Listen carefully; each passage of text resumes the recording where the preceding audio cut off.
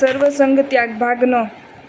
विद्वता से अनेक पंडितों का पराजित करने वाले महोपाध्याय जी अभिमान के कारण अपने पास ध्वजाएं रखते थे। मैंने अनेकों को जीत लिए, ऐसा सूचन करने के लिए वे ध्वजाएं थी। एक बूढ़ी माँ ने उसका आकर नम्रता पूर्वक पूछा कि आप श्री गौतम स्वामी जी अत्यंत विद्वान थे ना साहब, वे कितनी ध्वजाएं रखते थे। उपाध्याय जी समझ गए, उसी समय ध्वजाओं को निकाल दिया। चातुर्मास प्रवेश के दिन हजारों लोग इकट्ठा हुए, तब संगीतकार ने मुख्य साधु के नाम का गीत बनाकर गाया। उसमें साधु की अत्यंत प्रशंसा की। व्याख्यान पूर्ण होने के बाद सभी श्रावक मुख्य साधु के पास मीटिंग कर रहे थे। तब एक पगड़ी वाले श्रावक ने खड़े होकर कहा, साहब यदि आपको पतन हो जाए तो मुझे आश्चर्य नहीं होगा। साधु तो अचानक ये बात सुनकर चमके। श्रावक ने फिर कहा, आप अपनी तारीफ सुनते, ऐसे गीत सुनते, यही शायद आपके पतन का कारण बनेगा।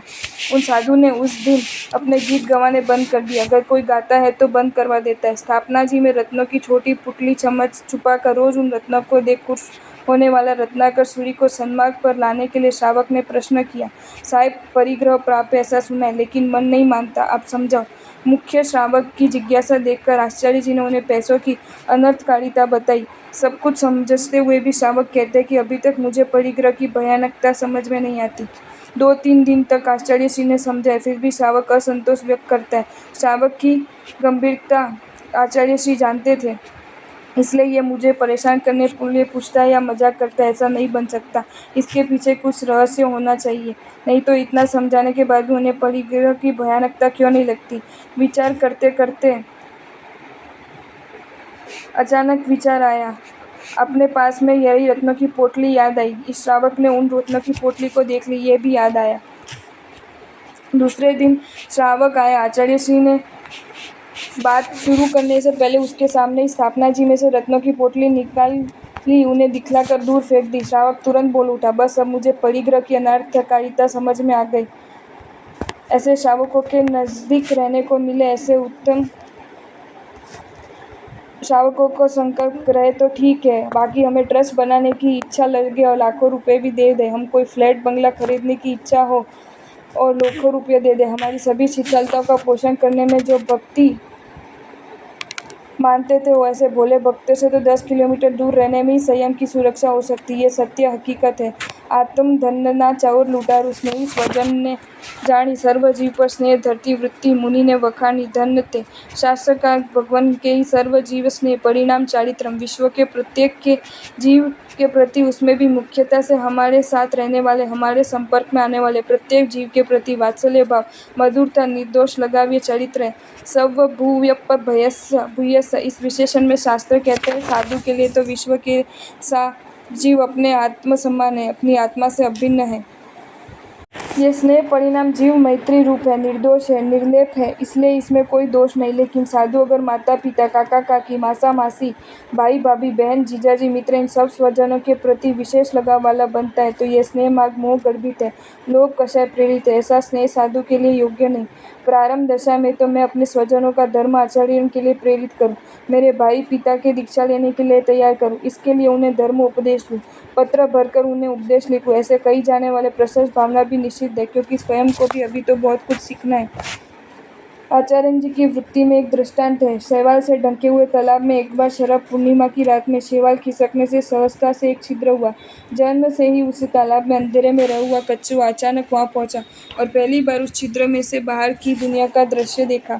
पूनम का सुंदर चांद देख वह हर्ष से उछल पड़ा। मेरे भाई बहनों, स्वजनों को भी दिखलाऊं, ऐसा विचार कर अंदर घुसकर दूसरे कछुओं को बुलाने लगा। लेकिन अफसोस, वह छिद्र तो उस समय तक तो वापिस उस पर शैवाल आने से बंद हो चुका था। वह कछुआ न तो अपने स्वजनों को दिखा सका और न ही स्वयं उस सुख का अनुभव कर सका। दीक्षा ली, कुछ बोध हुआ, कुछ संसार की असारता जानी, जिन शासन पर बहुमान प्रगटा, अच्छे भाव जगे, ये सब उस चंद्र दर्शन के समान जाना। कर्म में कई छिद्र हुआ और हमने ये सब प्राप्त किया, लेकिन मूर्ख कछुए समान हम भी मूर्ख बन बैठे। मेरे माता पिता को धर्म बताऊं, बस उसके बाद तो स्वजनों के साथ घंटा बैठना शुरू हुआ। लंबे लंबे पत्र लिखने शुरू हुए। स्वजनों के बार बार मिलने आने के लिए बुलाने लगे। तुम रात्रि भोजन छोड़ो, भक्ष्य छोड़ो, जिन वचन करो, तुम्हारा क्या होगा, ये पाप करके तुम कहाँ जाओगे, ऐसे ऐसे उपदेश देने शुरू हुए। इसमें भी अगर हमारा आदर नाम करके उदय से उन स्वजनों को कोई असर हुई या अपनी जिद के कारण उन्होंने नियम लिए, तो हमारे अहंकार आसमान को छूने लगा और सबको कहते फिरेंगे कि मेरे माता पिता ने रात्रि भोजन त्याग किया, अष्ट प्रकारी पूजा शुरू की, मेरे भाई ने सामायिक शुरू की, सभी ने धर्म क्रिया शुरू की, मैंने ये किया। अब सतत यही विचार आते हैं उनको। अब क्या समझाओ, अब कौन सा उपदेश दूं? पिताजी की तो दीक्षा दिलवाऊं, भाई की दीक्षा लेने जैसा है। इन संकल्प विकल्पों में मन चंचल बनता है, स्वाध्याय की एकाग्रता खोता है। कहीं पढ़ने में सुनने में अच्छी बात आती है तो यही विचार आता है कि ये बात मेरे स्वजनों को बतलाऊं तो आश्चर्य पाएंगे, बोध प्राप्त करेंगे, लेकिन उन अच्छी बातों से अपना हित करूं ऐसा विचार नहीं आते। अब तो ये पत्र लिखना, स्वजनों के साथ घंटों तक बातें करना, ये सद्गुरु या स्ववर्ती को अच्छा नहीं लगे, वे ये सब नहीं करने को कहे, डांटे, तब आर्त ध्यान की होली सुलगती है। इन सबको मेरे प्रति ईर्ष्या, इन स्वजनों से मेरा कोई शिष्य न हो जाए, मेरे भक्त न हो जाए, ये मेरे गुरु को, सहवर्ती साधु को अच्छा नहीं लगता, इस कारण ही मुझे परेशान करते हैं। हाय स्वजनों की ममता के पाप से गुरु साधर्मिक संयमी ईश्वरयु खोटे विचित्र लगे हमें। हमारा संयम, गुरु बहुमान, अंतर्मुखता, स्वाध्याय, स्थिरता, अप्रमत्तता, ये सब स्वजनों ने लूट लिया, स्वजनों की ममता ने। और भी ये स्वजन तो स्नेह राग से अंध होते हैं, जब आते हैं तब कुछ न कुछ उल्टी बात करते हैं। साहेब, आपका शरीर स्वस्थ नहीं, कितना दुबला है, क्यों तप करते हैं, एकास ना करते हो, बियास ना करो ना, शरीर रहेगा तो संयम पलेगा, ऐसा कहे संयम पतित करते हैं। अगर एकास शिष्य बन जाए तो फिर हमें भी शांति रहेगी, अच्छे बुरे वक्त पर संभाल रखेंगे, साथ रहेंगे, दूसरों का भरोसा कैसे करें, ऐसा कहकर शीशे की लालसा उत्पन्न करवाते हैं। दूसरे सभी के वस्त्र एकदम सफ़ेद है, तुम्हारे क्यों मलिन है, कांप क्यों नहीं निकालते, ऐसे कहकर विभूषाशील बनाते।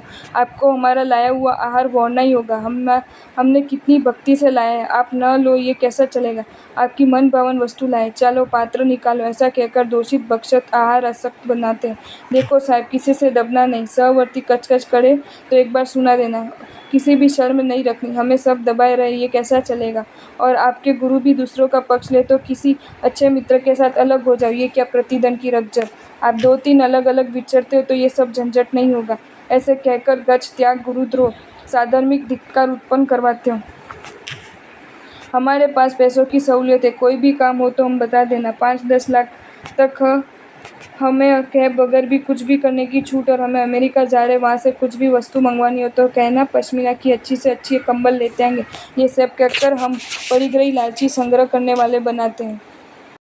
आपको ये वीडियो अच्छा लगा हो तो इसे लाइक करें और शेयर करें, और ऐसे ही नए नए वीडियोज़ देखने के लिए सब्सक्राइब करें हमारी channel Jain facts and stories को।